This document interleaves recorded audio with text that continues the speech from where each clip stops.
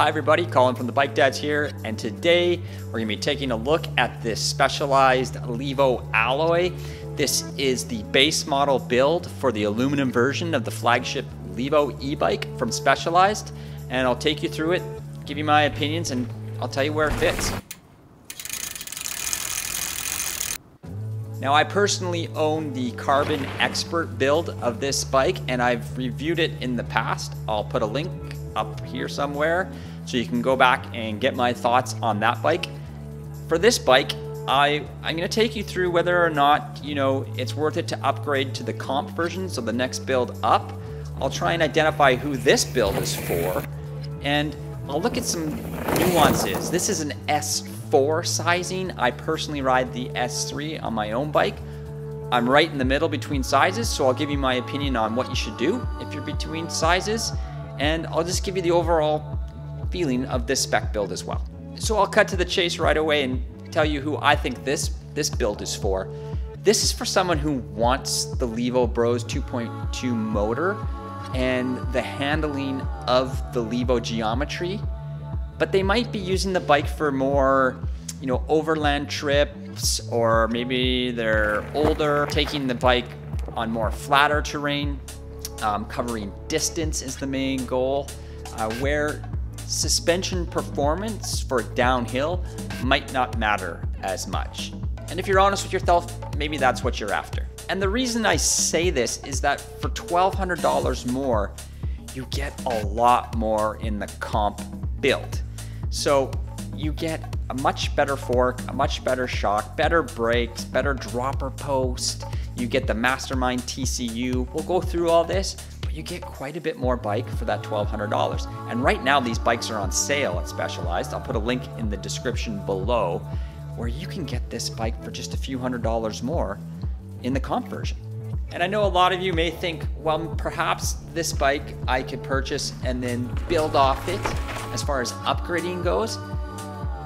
But the savings are there just jumping right to the comp, and I would just wait and get that version of the bike rather than try and build out or replace parts as you need to from this version. So the drivetrain in its NX SX combination of components, it does the job okay, but you'll be way better serviced to actually jump right into the GX drivetrain of the comp. If you're really riding this bike in an enduro fashion where you're emphasizing descending as your primary goal. Now, the fork that comes on this standard build is the RockShox 35 Silver.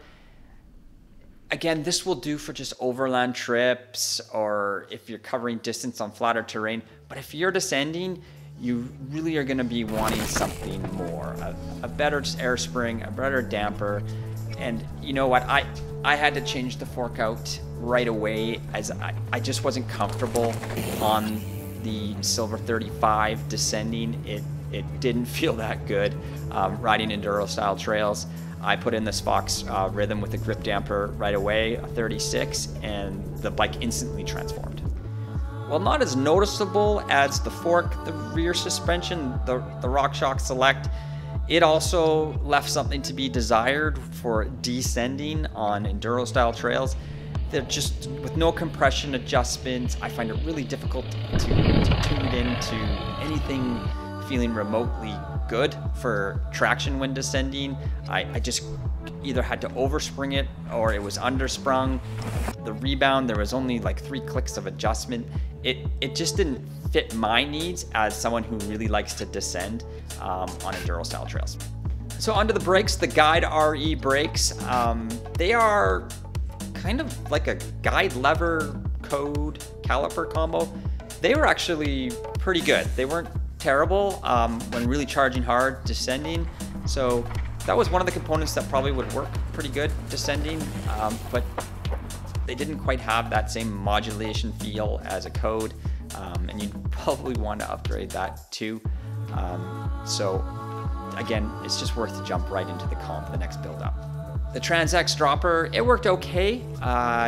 It just didn't work like the next build up the X-Fusion dropper, which I've used a lot on many different bikes and I love. So again, it's just worth it so much more. You get so much more by just going one build up to that comp build. So this version of the bike, it's a 2023, I believe. It actually came with a 500 watt-hour battery, and it has the old TCU, which is just like a 10-line bar system for seeing how much battery is left. And it's not that it doesn't work or not, but of course the Mastermind TCU, which I touched on in the review of my Carbon Expert build bike, it's just so nice. It really is worth it. And but this will do the job for sure. And if, like I said, if you're just using the bike for flatter overland purposes, it'll do just fine. Now, the newer version, I believe, of this baseline, the alloy build, is actually the 700 watt-hour battery. So that does make the bike a bit heavier, especially the front end when you're trying to pick the front end up and such. It will make it a bit more of a challenge, but the fork is quite light. It's nothing compared to like a 38. So it's actually pretty easy to get that front end up and over things.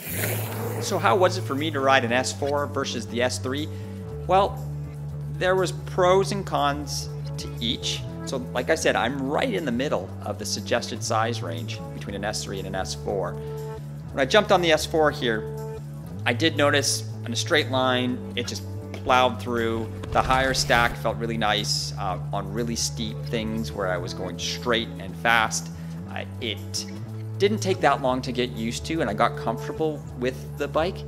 But, I really noticed it when I went back to my bike, is that with the smaller, the S3 version, it just was more fun to ride. So what you give up on, let's call it plowability, so going straight and fast, you gain in so much more areas. So cornering was much better.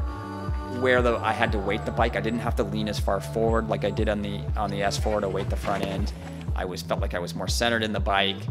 Jumping the bike was much nicer than the smaller version. It was just an all-around more playful experience. I could pump better. The one thing was though, my Carbon Expert build has a Fox 38 fork on it, and with the 700 watt-hour battery, the front end did feel quite a bit heavier, and so it was a little more difficult to lift the front end up in certain situations. But the advantage there, of course, is you get more traction on the front. You don't have to weight it as much because it's self-weighted. So by far, I think on an e-bike, if you're really into an enduro style riding, a 38 stanchion fork really pays dividends. It tracks so amazing. It's so stout. I wouldn't give it up. And even I'm a more playful type rider. My preference is to, jump around on the bike and stuff. I wouldn't give up the 38 for the 36. Did I find a difference between the alloy and the carbon frame? Well, the carbon frame may be a little more muted on the trail, so it takes out some of those high frequency vibrations perhaps. But this geometry in the alloy, it felt pretty dang good, almost comparable, if not comparable to the carbon version. It's 3 years old now, this bike, but I don't think it's lost a step. I think it's still one of the benchmark e-bikes, full fat e-bikes out there. The geometry's so dialed. I mean, the climbing position's phenomenal. You're not too far on your hands, but you're forward enough. The descending capabilities of the bike are so great. I mean, I've said it before, I primarily ride my e-bike now just because it's so fun and I get so many laps in. The motor is right up there with anything else that's available right now. Maybe you could say there's some reliability issues with the motor, but that's with all motors I've found. I've ridden quite a few e-bikes in the last few years, from Orbeas, Norcos, YTs. All of the motors have problems, so you want to make sure you can have a company that has a reputable warranty and is able to service your motor. I would just consider the motor now like a bike part. If it does fall out of warranty, you're going to have to replace it eventually. Just keep that in mind. So we had a bunch of people try this bike. Myself, Jack, the other bike dad guy, he was on it for a while. A couple of our friends were on it. My brother-in-law was on it, and everyone really liked it. The guests that rode the bike were coming off sort of regular bikes. They hadn't really ridden e-bikes too much before, and they immediately found the benefits of riding an e-bike. So to sum it up, You know, this build would do great, as mentioned, for that person who's looking for more overland use, sort of flatter trails, covering long distances, especially with the new 700 watt-hour battery that comes with it. Doesn't need high performing suspension for descending. This is the bike, and if you know you're looking, you want that alloy build to get the value, go to the comp. Start at the comp, and you know that bike at that price point is a good deal. Especially right now, it's on sale, and you wouldn't have to change anything on the comp. You'd be ready to shred right out of the box. So that's it. Thanks to Specialized for providing us one of these base models to try over the summer. And if you're looking for more information, particularly on kids mountain bikes, check out our website, www.thebikedads.com, and we'll see you on the trails.